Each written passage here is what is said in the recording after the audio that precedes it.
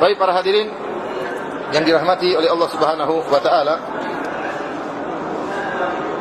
Pada malam hari ini insyaallah kita akan bahas tentang masalah hukum merayakan Maulid Nabi sallallahu alaihi wasallam. Karena ini perkara yang kontroversial dan terus menjadi perselisihan di kalangan kaum muslimin. Yang jelas kita tahu dan kita sepakati hari lahir Nabi sallallahu alaihi wasallam adalah hari yang mulia. Ini kita sepakat semua, seorang muslim bahagia dengan lahirnya Rasulullah sallallahu alaihi wasallam pada hari tersebut.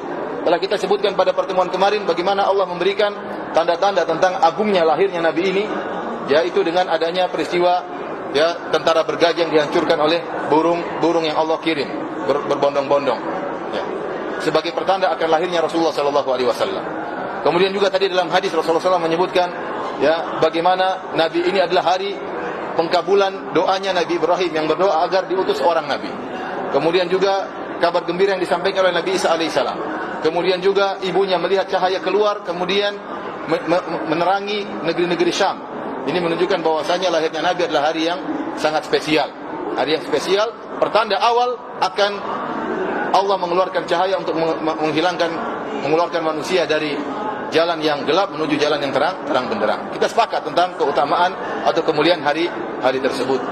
Di sana ada hadis-hadis dhaif yang menyebutkan tentang lahirnya Nabi sallallahu alaihi wasallam. Di sana seperti disebutkan Rasulullah SAW lahir dalam kondisi bertelekan di kedua tangannya sambil melihat ke atas. Ini hadisnya dhaif. Demikian juga tatkala Rasulullah SAW lahir diletakkan di sebuah kider atau tempat yang terbuat dari batu, tahu-tahu pecah. Ini juga hadisnya dhaif. Demikian juga Rasulullah SAW dilahirkan dalam kondisi sudah disunat. Ini pun juga hadisnya apa? Dhaif. Demikian juga disebutkan ada patung-patung yang jatuh tatkala Rasulullah SAW lahir. Itu pun hadisnya apa? Dhaif. Disebutkan juga bahwasanya ada tiang-tiang di Syam jatuh sehingga sebagian istana Syam runtuh. Ini pun hadisnya dhaif. Tetapi cukup bagi kita kemuliaan hari tersebut dengan riwayat-riwayat yang sahih. Seperti tadi ada cahaya yang keluar dari Aminah kemudian menerangi negeri-negeri Syam. Kemudian juga adanya peristiwa pasukan tentara bergajah yang dihancurkan oleh Allah Subhanahu wa taala yang Allah abadikan dalam Al-Qur'an. Intinya kelahiran Nabi sallallahu alaihi wasallam adalah hari yang spesial. Karena hari itu adalah hari yang spesial, maka Nabi sallallahu alaihi wasallam berpuasa setiap hari Senin. Di antaranya salah satunya memperingati hari lahirnya beliau, sehingga beliau berpuasa setiap pekan, setiap hari Senin. Baik, adapun acara Maulid Nabi yang dikerjakan oleh banyak kaum muslimin saat ini dengan mengadakan perayaan setiap tahun sekali, setiap tanggal 12 Rabiul Awal, kemudian mereka merayakan bersenang-senang bergembira pada hari tersebut, maka telah terjadi khilaf di kalangan para ulama. Sebagian ulama mengharamkan dengan mengatakan itu adalah perkara yang bid'ah, dan sebagian ulama mengatakan itu perkara yang dianjurkan. Di antara perkara ulama yang mengatakan bahwasanya perkara tersebut adalah perkara yang dianjurkan adalah sebagian besar ulama Syafi'iyah yang ma'ruf seperti Ibnu Hajar Al-Asqalani, seperti As-Sakhawi, kemudian Al-Qastalani, kemudian juga As-Suyuti, Abu Syamah. Ini di antara para ulama-ulama Syafi'iyah yang membolehkan mengadakan acara Maulid Nabi sallallahu alaihi wasallam, dan sebagian mereka memandang bahwasanya Maulid Nabi adalah bid'ah hasanah. Adapun para ulama yang karena mereka pandang bahwa situ ada kebaikan. Saya nukilkan perkataan seperti perkataan Ibnu Hajar Al-Asqalani. Ibnu Hajar mengakui bahwasanya Maulid adalah bid'ah, tidak pernah diadakan oleh Nabi, para sahabat, tabi'in tidak pernah. Ibnu Hajar berkata, aslu amalil maulid bid'atun lam tunqal an ahadin minas salaf. Qala Ibnu Hajar Al-Asqalani, beliau berkata, asal perayaan Maulid adalah bid'ah, tidak pernah dinukil dari seorang pun dari salafus saleh. Tidak seorang pun. Oleh karena kalau kita tantang siapa yang pernah melaksanakan acara Maulid dari imam 4, dari kalangan tabi'in, dari sahabat yang jumlahnya ribuan, satu saja tidak akan didapatkan. Dan ini pernyataan Ibnu Hajar dari ahli hadis. Dia mengatakan lam tunqal an ahadin minas salafus salih minal quruni thalatha. Tidak pernah diriwayatkan dari seorang pun dari salafus salih dalam 3 kurun, yaitu zamannya Nabi, zaman sahabat, zaman tabi'in, dan zaman tabi'ut tabi'in. Makanya Imam Syafi'i juga tidak pernah nyebut tentang masalah Maulid. Imam Ahmad tidak pernah. Imam Bukhari tidak ada. Tidak akan antum dapatkan. Ini perkataan Ibnu Hajar. As-sahabati wa tabi'in wa tabi'ut tabi'in. Semua tidak ada yang pernah melakukan, seorang pun tidak ada. Walakinnaha, tetapi Ibnu Hajar meskipun mandang ini tidak pernah dilakukan, dia mandang boleh. Dia mengatakan apa? Walakinnaha ma'adzalik qad istamalat ala mahasina wa dhiddaha. Akan tapi Maulid Nabi, perayaan Maulid Nabi itu mengandung perkara yang baik dan juga perkara yang buruk. Dia bilang Maulid Nabi mengandung perkara yang baik dan perkara yang buruk. Faman taharra fi amaliha al-mahasina wa tajannaba diddaha kana bid'atan hasanatan wa illa fala. Kata Ibnu Hajar, barang siapa yang melakukan Maulid Nabi, kemudian dia berusaha melakukan perkara-perkara yang baik dan menjauhi perkara yang buruk, maka itu bid'ah hasanah. Kalau tidak, maka bukan, tidak boleh dikerjakan. Ini dalil bahwasanya Ibnu Hajar membolehkan. Ibnu Hajar Al-Asqalani membolehkan meskipun dia akui bahwasanya perkara tersebut bid'ah tidak pernah dikerjakan oleh 3 generasi sama sekali, tidak pernah. Tetapi dia persyaratkan, dia punya syarat. Karena maulid itu ada baiknya, ada buruknya, kata dia. Kalau mau jadi dibolehkan, harus yang baik-baik saja. Kalau tidak yang baik-baik saja, maka tidak boleh dikerjakan. Dan ini juga diakui oleh muridnya Sakhawi. Sakhawi juga mengatakan demikian, bahwasanya maulid Nabi tidak pernah dikerjakan oleh 3 generasi. Zaman sahabat, zaman tabi'in, zaman tabi'un tabi'in. Tapi dia tetap membolehkan. Demikian juga perkataan Suyuti membolehkan. Demikian juga Abu Syamah. Abu Syamah memiliki buku judulnya kalau tidak salah Al-Ba'its ala Inkaril Hawadits, tentang pengingkaran terhadap bid'ah-bid'ah. Dia menyebutkan bid'ah-bid'ah banyak sekali. Dia bantah semua bid'ah-bid'ah. Kata dia kecuali bid'ah Maulid, boleh. Kecuali bid'ah apa? Maulid. Baik, adapun yang tidak membolehkan, kebanyakan adalah ulama Malikiyah. Kebanyakan ulama Malikiyah yang mereka hidup sebelum zaman Ibnu Hajar. Ibnu Hajar hidup di abad ke-8 atau mirip-mirip, mereka hampir seabad dengan Ibnu Hajar. Karena menurut mereka Maulid, menurut sebagian ulama, Maulid baru dikerjakan oleh Raja Al-Muzaffar dan itu terjadi pada abad ke-7. Sementara Ibnu Hajar itu pada abad ke-8 ya. Sakhawi lebih daripada beliau, apalagi Suyuti belakangan. Rahimahumullah jami'an. Semoga Allah merahmati para ulama semuanya. Adapun ulama yang tidak membolehkan maulid, di antaranya Syekhul Islam Ibnu Taimiyah rahimahullah taala, dan dia dari mazhab Hambali. Dan dia sebutkan dalam kitabnya Iqtida' Shiratal Mustaqim bahwasanya maulid Nabi tidak diperbolehkan. Di antara dalil beliau bahwasanya maulid Nabi adalah bentuk tasyabbuh terhadap orang-orang kufar. Tasyabbuh, dan kita dilarang untuk meniru-niru orang-orang kafir. Bahwasanya orang-orang Nasrani mereka mengadakan perayaan maulid Nabi mereka, maulid Tuhan mereka. Hari kelahiran Tuhan mereka itu kelahiran Nabi Isa, mereka rayakan dengan hari Christmas. Maka kaum muslimin kok meniru-niru, dan kita dilarang meniru-niru dalam ibadah. Kalau dalam masalah dunia saja dilarang meniru-niru yang merupakan keputusan mereka, apalagi dalam masalah ibadah tidak boleh kita meniru-niru mereka. Dan merayakan maulid Nabi adalah bentuk meniru-niru merayakan hari kelahiran Nabi Isa alaihissalam. Kemudian di antara yang tidak membolehkan adalah Al-Imam Asy-Syatibi. Al-Imam Asy-Syatibi rahimahullah, ya, dalam kitabnya Al-I'tisam, dan beliau wafat pada tahun 790 Hijriah, abad ke-8 juga. Ya, beliau juga melarang ya adanya acara maulid. Kemudian di antaranya Ibnul Hajj yang wafat pada tahun 737 Hijriah dalam kitabnya Al-Madkhal. Ini ulama besar di mazhab Malikiyah. Dan perkataan dia dinukil dalam kitab-kitab fikih Maliki. Perkataan dia tentang maulid, tentang tidak bolehnya maulid, dinukil dalam kitab-kitab fikih Maliki. Beliau berkata, fasal fil maulid, pasal tentang acara maulid. Kata beliau, wa min jumlati ma ahdatsuhu minal bid'ah ma'tiqadim anna dzalika min akbaril ibadat wa adhari sya'air ma yaf'alunahu fi syahri Rabiul Awwal minal maulid wa qad ihtawa ala bid'ain wa muharramatin jumlatan. Kata beliau, di antara perkara-perkara yang mereka buat-buat dari perkara-perkara bid'ah, sementara mereka meyakini bahwasanya itu perkara yang baik, bahkan ibadah yang terbaik, bahkan syiar yang terbaik, padahal itu bid'ah, adalah apa yang mereka lakukan pada bulan Rabiul Awal tatkala acara maulid. Dan ternyata acara tersebut telah mengandung bid'ah-bid'ah dan perkara-perkara yang haram secara umum. Kemudian beliau menyebutkan, fa min dzalika, di antara perkara haram yang dilakukan oleh mereka, ini dia berbicara tentang acara maulid awal-awal terjadi. Saya katakan ulama Syafi'iyah seperti Ibnu Katsir menyebutkan acara maulid yang jadi asal muasal maulid ada khilaf. Al-Mikrisi menyebutkan bahwasanya maulid pertama kali terjadi dilakukan oleh Fatimiyun, orang-orang Syiah, pada abad ketiga atau pada abad keempat.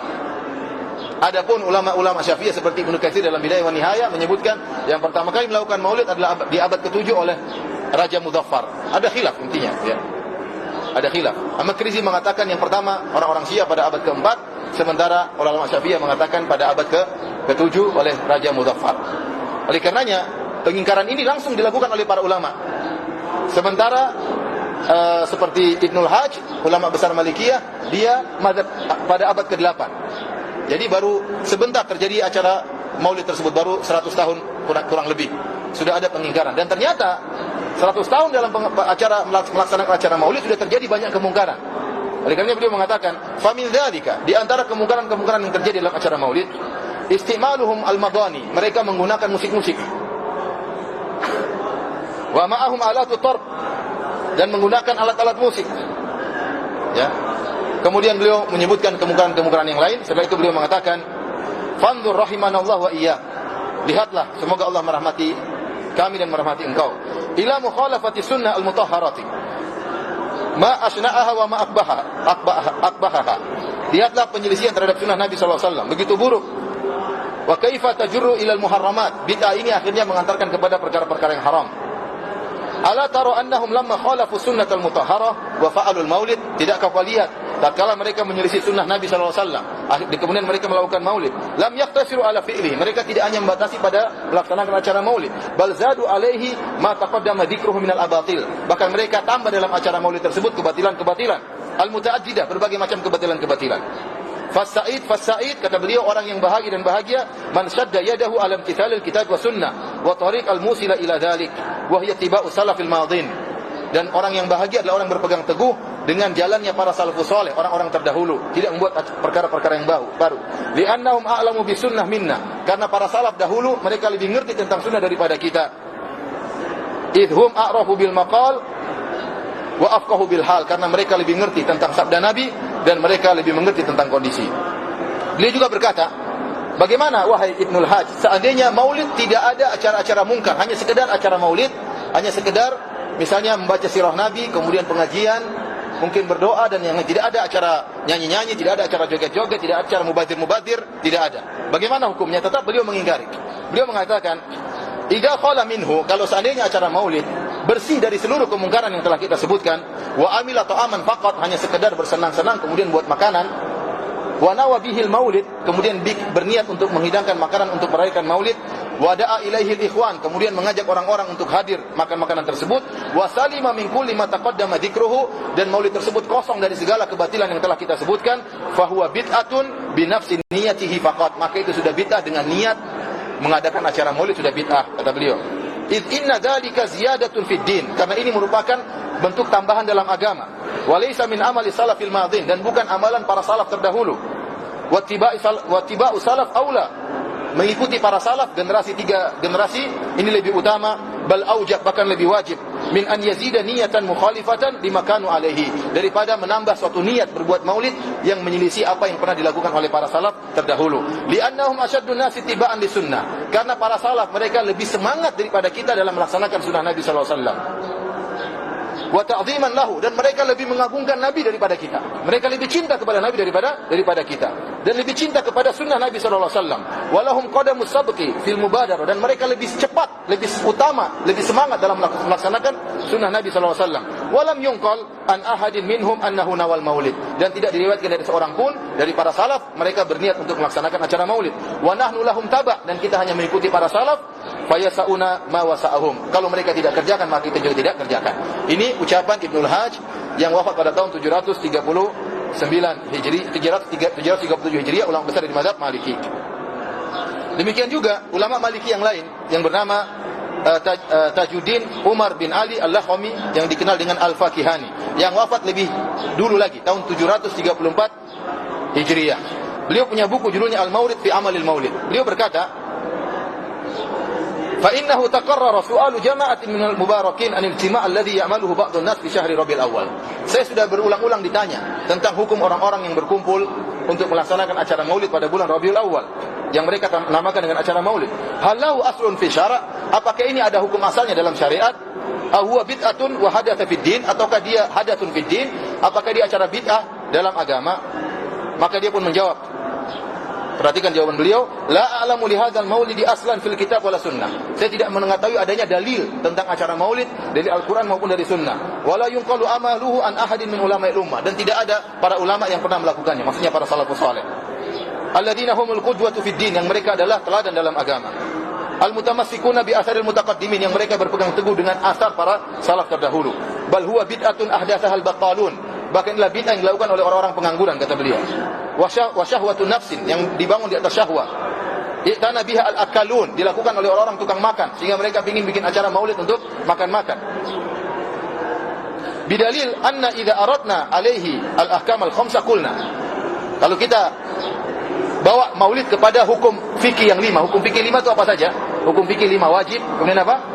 Sunnah, kemudian apa? Mubah, makruh, dan haram. Baik, sekarang kita bawa maulid kepada 5 hukum ini, kata beliau. Imma yakuna wajiban, atau manduban, atau muban, atau makruhan, atau muharraman. Wa laysa biwajibin ijma'an. Kata beliau, ijma' maulid tidak wajib. Siapa yang berani bilang maulid wajib? Bagaimana Anda mewajibkan suatu perkara di zaman Nabi tidak pernah dilakukan? Maka kata beliau, ijma' maulid tidak wajib. Dan tidak ada orang yang berani mengatakan maulid apa? Wajib. Karena kalau dia bilang wajib, berarti sahabat dulu berdosa semua. Kalau dia bilang wajib, berarti para tabi'in dulu berdosa semua. Imam Syafi'i, Imam Malik, Imam Ahmad, Imam Abu Hanifah yang tidak pernah melakukan maulid berarti berdosa semua. Maka kata dia ijma' bahwasanya maulid tidak wajib. Au manduban. Demikian juga bukan perkara yang sunnah. Dari mana dalilnya sunnah? Kalau sunnah, bagaimana para salaf dahulu tidak ada yang mengerjakan sunnah itu? Oleh karenanya ada seorang dulu di sini, ada seorang bukan di sini tapi di negara-negara Arab, dia mengatakan maulid Nabi adalah sunnah muakkadah. Sunnah muakkadah. Dia mengatakan kalau tidak wajib maka dia sunnah muakkadah. Padahal sunnah muakkadah adalah sunnah yang sering dikerjakan oleh Nabi. Nah, bagaimana sunnah muakkadah Nabi tidak pernah kerjakan? Contoh sunnah muakkadah adalah salat rawatib. Kita bilang sunnah muakkadah, kenapa Rasulullah SAW selalu melakukan, tidak ditinggalkan? Lah, bagaimana Anda mengatakan maulid Nabi sunnah muakkadah yang sering dilakukan Nabi sementara Nabi tidak pernah melakukannya? Maksudnya dengan cara seperti Anda yang lakukan sekarang, rame-rame kumpul makan-makan dan yang lainnya. Ini tidak pernah dilakukan oleh Nabi SAW. Intinya beliau mengatakan bahwasanya hukumnya adalah makruh atau haram. Hukumnya makruh atau haram. Kemudian di antara yang mengatakan hukumnya juga tidak boleh adalah Muhammad Abdul Salam Qadir Asy-Syaqiri atau Syukairi. Intinya saya ingin jelaskan ada khilaf di kalangan para ulama tentang hukum mengadakan acara maulid dengan cara maulid sekarang dilakukan. Banyak ulama Syafi'iyah tadi disebutkan, Ibnu Hajar, As-Sakhawi, Al-Qastalani, kemudian Ibnu Katsir juga ada pujian, kemudian As-Suyuti, Abu Syamah, ini semua membolehkan. Yang tidak membolehkan tadi saya sebutkan, Ibnu Taimiyah dari mazhab Hambali, dari mazhab Maliki seperti Ibnul Hajj, kemudian juga Al-Fakihani, ini tidak membolehkan. Asy-Syatibi, ini juga ulama besar semuanya. Maka tidak boleh ada yang mengatakan sekarang ini boleh maulid, semua ulama ijma', tidak benar. Ini sudah khilaf sejak dulu. Saya ulangi, maulid mulai muncul pada abad keberapa? Ke-7. Pengingkaran sudah muncul pada abad ke-8. Maulid muncul abad ke-7, pengingkaran para ulama ini mereka wafat pada abad keberapa? Abad ke-8. Baik, kalau begitu Ustaz, mana yang lebih rajih di antara dua pendapat ini? Mana yang lebih kuat? Sebentar, minum dulu.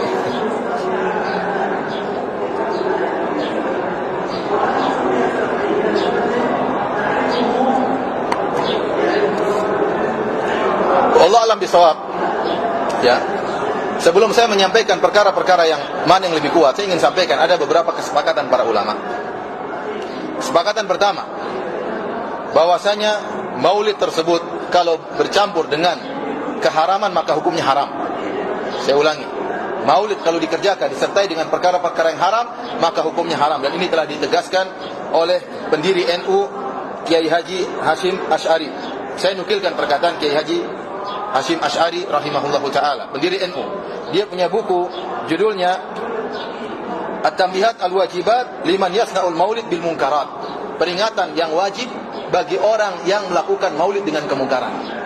Kenapa? Karena dia melihat orang-orang melakukan maulid dengan kemungkaran. Dan dia mengatakan maulid yang modelnya seperti ini tidak boleh dikerjakan. Bahkan ada orang kumpul-kumpul uang untuk bikin maulid seperti ini tidak boleh kasih, karena itu ta'awun alal itsmi wal 'udwan, kerjasama dalam kemungkaran. Tapi para hadirin Allah Subhanahu wa taala, beliau mengatakan ya, pada Senin malam 25 Rabiul Awal 1355 Hijriah, Sungguh aku telah melihat sebagian dari kalangan para penuntut ilmu di sebagian pondok telah melakukan perkumpulan dengan nama perayaan Maulid. Mereka telah menghadirkan alat-alat musik, lalu mereka membaca sedikit dari Al-Quran dan riwayat-riwayat yang datang tentang awal sirah Nabi SAW dan tentang tanda-tanda kebesaran Allah yang terjadi pada tatkala lahirnya Nabi SAW.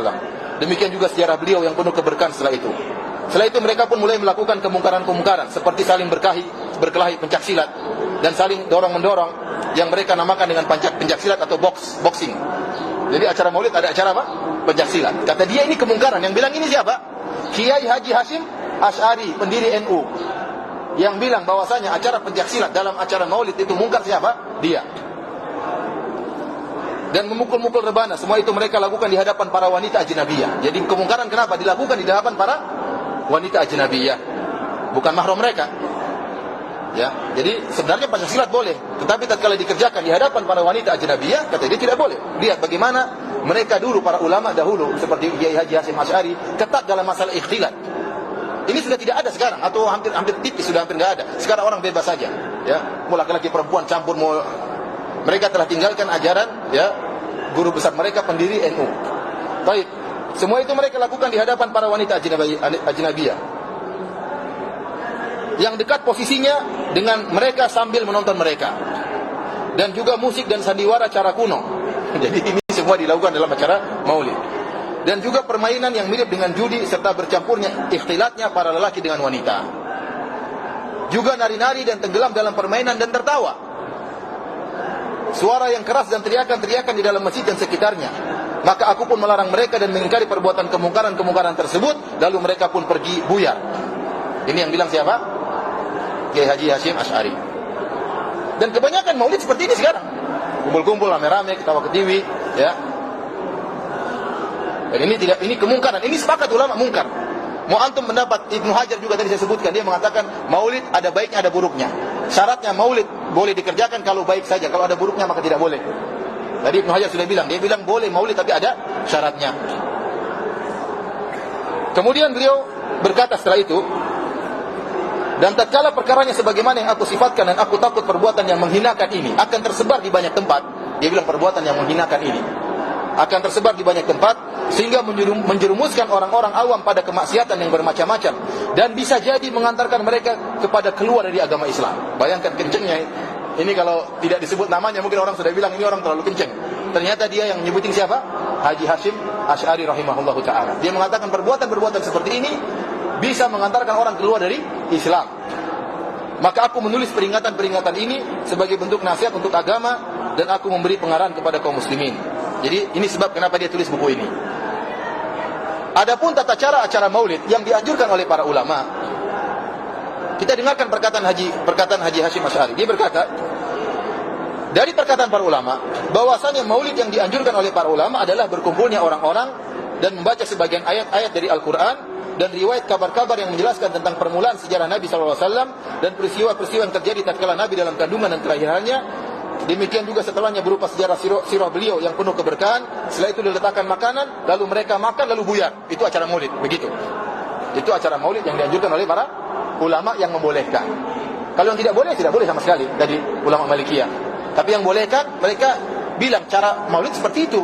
Jadi kumpul baca ayat Al-Quran, kemudian baca sirah Nabi, sejarah Nabi agar menumbuhkan cinta kepada Nabi, kemudian makan-makan menunjukkan senang, terus buyar, sudah selesai. Itu acara Maulid. Adapun kemudian joget-joget, dan saya lihat ada acara Maulid dengan joget-joget, ada laki-laki perempuan, musik-musik, kemudian mubazir dan macam-macamnya, ini tidak boleh. Pawai, kemudian bikin patung-patung, saya lihat sendiri sampai orang macet di Indonesia gara-gara bikin patung. Acara Maulid bikin patung kuda, bikin patung kalajengking. Apa hubungannya kalajengking dengan Nabi SAW? Apa hubungannya kuda dengan Nabi SAW? Bikin patung-patung seperti itu. Apa dengan buat patung tersebut tambah iman kepada Nabi SAW? Apa dengan buat patung tersebut tambah cinta kepada Nabi SAW? Ya. Apalagi kemudian masjid kosong acara Maulid. Saya lihat kemarin ada orang sebarin di Facebook. Lihat sebelah acara Maulid masjid waktu sholat isya nggak ada orang sholat. Cuma berapa orang. Yang lain tidak sholat isya berjamaah. Terus bagaimana seperti ini? Jadi acara Maulid yang dibolehkan oleh para ulama Syafi'iyah begini. Ini yang menjelaskan adalah Kiai Haji Hashim Asy'ari. Adapun kemungkaran-kemungkaran yang tadi beliau sebutkan, saya ringkaskan lagi adalah ikhtilat. Laki-laki campur dengan perempuan. Kemudian mengadakan acara pencak silat di hadapan para wanita yang dengan jarak dekat dan itu bukan mahramnya. Kemudian adanya ketawa ketiwi, teriak-teriak, Jadi ini jauh dari mengingat akhirat. Adanya alat-alat musik, adanya mubazir, makan makanan yang berlebih-lebihan. Ini semua adalah tidak boleh dilakukan dalam acara maulid. Joget dan tarian-tarian, adanya pun nyanyian, ini pun semua tidak boleh.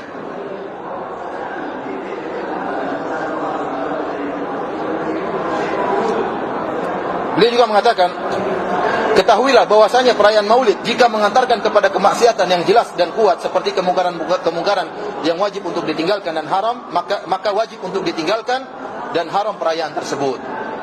Jadi ijma ulama, maulid kalau tercampur dengan kemungkaran maka hukumnya apa? Haram. Kemudian juga beliau mengatakan, mengeluarkan uang untuk acara perayaan maulid, maksudnya maulid yang bercampur dengan kemungkaran, menjadi haram dikarenakan hal ini merupakan bentuk membantu pelaksanaan maksiat. Ini tidak boleh. Jadi kalau kita tahu orang bikin acara maulid, kemudian nanggap artis, nanggap nyanyi dangdut acara maulid, musik-musik, kemudian dia minta uang di rumah-rumah, maka tidak boleh. Jadi ini diantara perkara yang tidak enak kita lihat. Orang datang-datang minta-minta buat apa acara maulid. Dan antum kalau cinta sama Nabi, keluarkan uang sendiri lah, jangan minta-minta. Keluarin duit sendiri, jangan minta-minta. Dia sendiri keluarin duit, dia bikin acara maulid. Kenapa minta-minta sama orang? Ya. Apalagi kemudian acara maulid tidak beres. Oh, acara maulid malam-malam subuh nggak ada yang sholat berjamaah. Seperti apa? Apa fungsinya kalau seperti ini? Baik, ini perkara yang pertama saya katakan bahwasanya acara maulid kalau perkaranya haram, maka sepakat ulama tidak diperbolehkan. Kedua, apalagi acara maulid tersebut mengandung perkara-perkara yang khurafat, seperti meyakini Nabi ikut hadir dalam acara maulid.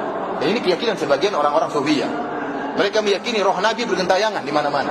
Dan saya baca buku-buku seperti ini. Dan Nabi hadir dalam acara-acara perkumpulan maulid. Jadi kalau ada acara maulid, ada acara berdiri menyambut kehadiran Nabi SAW. Ini khurafat, tidak boleh seperti ini. Nabi dalam kuburannya, kemudian ruhnya tidak bergentayangan, tidak. Kalau ruhnya bergentayangan, ya, maka yang paling utama untuk Nabi temui adalah putrinya Fatimah, atau bertemu dengan istrinya Aisyah, atau bertemu dengan sahabatnya Abu Bakar. Kenapa ruh Nabi tidak bertemu dengan mereka, kemudian datang acara maulid di zaman sekarang ini? Kenapa bisa demikian? Oleh karenanya ini khurafat, tidak boleh. Rasulullah SAW saja waktu masih hidup tidak boleh kita berdiri dalam rangka menghormati beliau. Tidak boleh, Rasulullah SAW tidak suka. Ya, Anas bin Malik mengatakan, ma kana ahadun ahabba ilaihi min Rasulillah sallallahu alaihi wasallam wa kanu idza ra'ahu lam yaqumu lima ya'lamuna min karahiyatihi lidzalik. Kata Anas, para sahabat yang paling mereka cintai adalah Nabi sallallahu alaihi wasallam. Namun kalau mereka lihat Nabi datang, mereka tidak berdiri untuk menghormati Nabi karena mereka tahu Nabi tidak suka dengan hal tersebut. Ya. Tapi kalau datang berdiri untuk menyambut gak jadi masalah.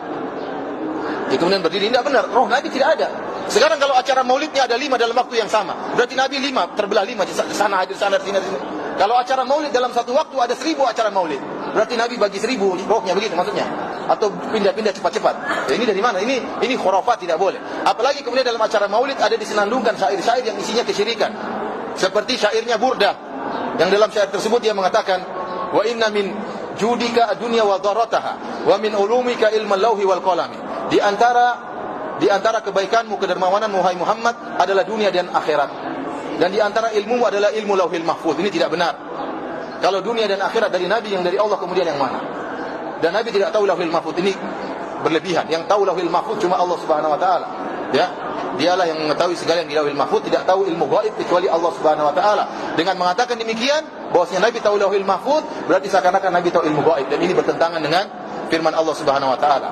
Qul la a'lamu law kuntu a'lamul ghaiba lastakthartu minal khair. Katakanlah wahai Muhammad, kalau saya tahu ilmu gaib, saya akan banyak melakukan kebaikan, wa ma massaniya su, dan saya tidak akan ditiba dengan keburukan. Jadi Nabi tidak tahu ilmu gaib, kecuali sebagian ilmu gaib yang Allah beritahukan sebagai bukti itu adalah seorang nabi. Tetapi mengetahui lauhil mahfuz, maka Nabi tidak tahu.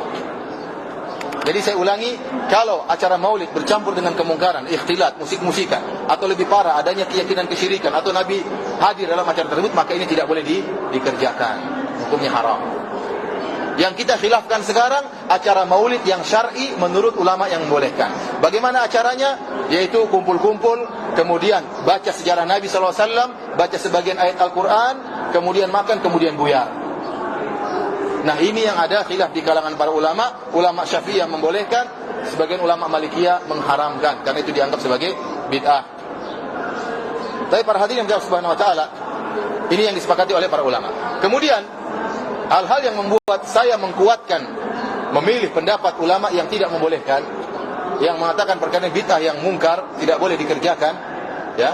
Meskipun saya menghargai pendapat ulama yang bolehkan, tapi karena ini masalah khilaf, kita perlu merajihkan mana yang lebih kuat. Banyak permasalahan adalah haram, ada halal. Sekarang ini juga sama, antara haram dan halal. Saya punya hak untuk memilih. Anda punya hak untuk memilih itu halal, saya punya hak juga memilih untuk itu haram berdasarkan dalil yang saya miliki. Kenapa saya ingatkan hal ini? Supaya jangan sampai orang nuduh macam-macam. Tatkala ada yang mengatakan haram, dia orang ini sesat, masa mengharamkan acara maulid? Enggak, ini kita punya dalil. Punya ulama yang mengatakan haram. Dan dalilnya kuat, ya. Di antara dalil bahwasanya acara tersebut tidak dianjurkan. Pertama, lahirnya Nabi tidak diketahui tanggal berapa. Tidak ada dalil yang tegas mengetahui kapan lahirnya Nabi. Tadi kita sebutkan khilaf di kalangan para ulama. Ada yang mengatakan tanggal 2, ada yang mengatakan tanggal 8, ada yang mengatakan tanggal 9, ada yang mengatakan tanggal 10, ada yang mengatakan tanggal 12, ada yang bilang tanggal 17, ada yang bilang tanggal 22 Rabiul Awal, ada yang bilang bulan Ramadan. Dalilnya mana? Enggak ada dalilnya semuanya. Terus Anda mau acara maulid hari yang mana?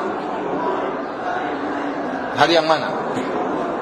Tidak ada dalilnya, tidak ada dalilnya. Bahkan sebagian Ibnu Hajar mengatakan berusaha mencari tahu kapan hari lahirnya Nabi SAW, karena harinya tersebut dimaksudkan supaya kita bisa melaksanakan perayaan sebagaimana hari-hari yang lain. Harinya seperti Arafah ditentukan tanggal 9 Zulhijjah, ya. Hari-harinya ditentukan. Ini yang pertama. Kenapa tidak diketahui kapan pastinya lahirnya Nabi SAW? Karena memang Nabi tidak beri perhatian tentang hal ini. Bukannya tidak perhatian, kenapa? Karena tidak ada ibadah yang dibangun di balik berapa tanggal lahirnya. Tidak ada ibadah dibangun di balik tanggal tersebut. Berbeda seperti awal bulan Ramadan. Kalau awal bulan Ramadan, para ulama perhatian melihat hilal. Kenapa? Ada ibadah dibangun di atas tanggal 1 Ramadan. Dan ada ibadah dibangun di balik tanggal 1 Syawal. Ada ibadah dibangun di balik tanggal 1 Zulhijjah. Semuanya ada diperhatikan oleh para ulama. Tetapi tatkala tanggal lahir Nabi tidak ada ibadah yang dibangun di atasnya, maka para ulama tidak perhatian. Para tabi'in juga tidak menjelaskan tanggal berapa. Kalau ada pasti mereka akan sebutin. Ini menunjukkan memang tidak ada ibadah dibangun di balik tanggal lahir Nabi sallallahu alaihi wasallam. Kemudian perkara berikutnya, dan ini dalil yang paling kuat. Kalau kita ingin bermaulid, maka bermaulidlah dengan cara Nabi sallallahu alaihi wasallam. Maka jangan kita ganti sunnah Nabi dengan cara yang lain. Cara Nabi bermaulid adalah caranya berpuasa setiap hari Senin, setiap pekan. Itu cara maulid yang benar. Maka saya katakan, saya juga bermaulid. Saya menghargai kelahiran Nabi SAW. Saya mengagungkan hari kelahiran Nabi SAW. Caranya bagaimana? Saya puasa setiap hari Senin, setiap pekan. Dan itu yang dikerjakan oleh Nabi SAW. Bukan makan-makan pada hari kelahiran Nabi SAW. Nah, bagaimana kemudian kita tukar cara Nabi dengan cara yang lain, cuma setahun sekali? Nah, saya ingin cinta kepada Nabi tiap sepekan sekali. Ingat Nabi SAW. Saya puasa hari Senin, saya ingat hari tersebut Nabi dilahirkan. Kenapa saya ingatnya setahun sekali? Kemudian caranya berbeda. Nabi caranya puasa, kenapa kita caranya makan-makan? Maka saya bilang cara yang benar untuk bermaulid adalah dengan berpuasa setiap hari Senin, setiap apa? Pekan. Kemudian para hadirin Allah Subhanahu wa taala, di antara hal yang menguatkan bahwasanya acara maulid tidak diperbolehkan ada bentuk tasyabuh dengan orang-orang Nasara. Orang-orang Nasara mengadakan perayaan hari kelahiran Isa bin Maryam, maka tidak boleh kita tiru-tiru gaya-gaya mereka. Rasulullah SAW mengatakan, "Man tashabbaha biqaumin fahuwa minhum." Barang siapa meniru satu kaum, maka dia termasuk dari kaum tersebut. Dan bentuk mengadakan acara maulid mirip dengan acara merayakan hari kelahiran Nabi Isa. Dan kemarin qadarullah maulid tanggal 24 Desember, hari Natal tanggal 25 Desember, berdamai dengan satu hari, sehingga acaranya rame-rame, bareng-bareng. Subhanallah. Acara maulid sama hari Christmas bareng-bareng. Kemudian kalau kita membolehkan maulid, maka kita akan buka banyak sekali bid'ah. Karena banyak sekali hari-hari penting dalam Islam. Kita akan merayakan hari maulid Nabi, kita akan merayakan hari Isra Mi'raj, kita akan merayakan hari Nuzulul Quran, kita akan merayakan hari Perang Badar, kita akan merayakan hari Perang Uhud, kita akan merayakan hari Perang Khandaq, kita akan merayakan hari Perang Hunain, kita akan merayakan hari Fatu Makkah, kita akan merayakan hari kelahiran Abu Bakar, kita akan merayakan hari kelahiran Umar, kita akan merayakan hari kelahiran Utsman, kita akan merayakan hari kelahiran apa? Ali. Banyak sekali. Membuka pintu-pintu ibadah yang tidak pernah diajarkan oleh Nabi SAW. Dan sebagian tarekat-tarekat merayakan hari kelahiran. Mereka ada acara maulid Syadzili misalnya, hari kelahiran ulama Syadzili, hari kelahiran Badawi dan macam-macamnya. Mereka mulai melakukan seperti ini. Hari perayaan kelahiran imam-imam mereka. Ya, kalau kita buka pintu seperti ini, ya, maka repot. Kemudian kita lihat kenyataannya. Tatkala kita buka pintu maulid, banyak orang yang dia tertarik dengan acara-acara yang baru yang sunnah mereka tinggalkan. Kenyataan yang ada sekarang dibalik acaranya, dibalik perkaranya. Orang yang tidak melaksanakan maulid dituduh tidak cinta kepada Nabi SAW. Orang yang tidak melaksanakan maulid dituduh tidak cinta kepada Nabi. Sementara para sahabat, para tabi'in, para tabi'ut tabi'in, Imam Malik, Imam Syafi'i, Imam Ahmad tidak pernah melaksanakan acara maulid. Apakah Abu Bakar tidak cinta kepada Nabi? Apakah Umar tidak cinta kepada Nabi? Apakah Utsman tidak cinta kepada Nabi? Bagaimana Anda menuduh orang yang tidak melaksanakan acara maulid mengatakan tidak cinta kepada Nabi? Dari mana tuduhan seperti itu? Kita dapati orang-orang pelaku maksiat paling semangat acara maulid. Kalau acara maulid dipenuhi, baik orang-orang soleh juga ada, ya. Tetapi perampok, ya, tukang minum bir, ya, mereka juga acara maulid semangat. Kenapa? Mereka menemukan ada alternatif. Waktu sholat berjamaah tidak ada. Dan ini disebutkan oleh Syekhul Islam Ibnu Taimiyah di antara bahayanya bid'ah. Akhirnya orang tertarik dengan acara bid'ah tersebut yang sudah ditinggalkan. Yang sudah ditinggalkan. Tapi para hadirin yang Allah Subhanahu wa taala, dari sini saya katakan pendapat yang lebih kuat dari khilaf di kalangan para ulama tentang acara maulid, bahwasanya acara maulid tidak disyariatkan. Karena ini tidak dicontohkan oleh Nabi, tidak dicontohkan oleh ribuan sahabat. Sahabat jumlahnya ribuan, seorang pun tidak pernah acara maulid. Kemudian para tabi'in juga jumlahnya ribuan, tabi'ut tabi'in juga ribuan jumlahnya. Imam Malik, Imam Syafi'i, Imam Ahmad, Imam Abu Hanifah juga tidak pernah melaksanakan acara maulid. Imam Bukhari, Imam Muslim, semua tidak ada yang pernah melaksanakan acara maulid. Dia baru muncul pada abad ke-7 menurut pendapat sebagian ulama. Bagaimana suatu ibadah yang hilang selama 7 abad, kemudian muncul pada abad ke-7, kemudian sekarang dikatakan wajib atau dikatakan apa? Sunnah. Nah, kalau ada yang melakukan acara maulid dengan petunjuk para ulama, saya pun tidak bisa mengingkari. Saya katakan masalah khilafiyah, selama acara maulidnya seperti yang disebutkan oleh Kiai Haji Hashim Asy'ari. Caranya tadi apa? Baca Al-Quran, baca sirah Nabi, kemudian makan-makan, kemudian selesai itu buya. Tanpa embel-embel dan macam-macamnya, tanpa ada tarian-tarian, tanpa ada adegan pencaksilat, tanpa ada musik-musikan, tanpa ada ikhtilat, tanpa ada buat drama dan macam-macamnya, apalagi bikin pawai dan macam-macamnya. Maka kalau ada yang melakukan demikian, saya tidak bisa mengingkari. Cuma saya katakan pendapat saya hukumnya haram. Pendapat Anda mengatakan halal, silakan. Pendapat saya hukumnya haram berdasarkan dalil-dalil yang saya sebutkan. Nah, menjadi masalah sekarang yang kita berhak mengatakan itu haram, kita berhak mengatakan itu bid'ah, mereka juga berhak mengatakan halal. Ya sudah, masing-masing ikut pendapatnya. Tidak perlu bertengkar, tidak perlu ribut. Masing-masing menyampaikan hujahnya. Ya, kalau orang tidak mau maulid jangan dipaksa. Yang mengadakan maulid biarin juga, jangan dipaksa untuk berhenti. Masing-masing punya pendapat. Masing-masing punya pendapat. Hanya pendapat yang kuat adalah pendapat hukumnya haram karena tidak pernah dicontohkan. Dan saya ingatkan nasihat terakhir. Nasihat ini disebut oleh Syekh Abu Bakar Al-Jazairi, salah seorang pengajar di Masjid Nabawi, dalam bukunya Insaf fi Maqila Al-Insaf fi Maqila Al-Maulid, atau seperti itu judulnya, saya lupa ya. Jadi keadilan tentang masalah maulid. Setelah beliau menjelaskan bahwasanya maulid adalah perkara yang bid'ah, yang tidak pernah dikerjakan oleh para sahabat. Padahal para sahabat begitu semangat dan begitu cinta kepada Nabi, mereka rela mengorbankan jiwa harta mereka demi Nabi, namun mereka tidak pernah melaksanakan acara maulid. Setelah beliau menyebutkan, ketahuilah bahwasanya, beliau sebutkan di akhir kitab beliau, kalau ada orang ya melaksanakan maulid sebagaimana kebanyakan orang, yang acara maulid tersebut kosong dari kemungkaran dan kosong dari khurafat dan kesyirikan, maka bagi yang mengharamkan, dan ini pendapat yang kuat, hendaknya menasihati dengan cara yang baik.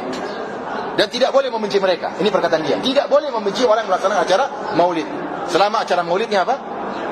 Sesuai dengan petunjuk para ulama. Tidak boleh dibenci. Kenapa? Karena mereka mengacara maulid karena cinta dan kejahilan. Mereka tidak ngerti. Atau mereka ikut pendapat sebagian ulama.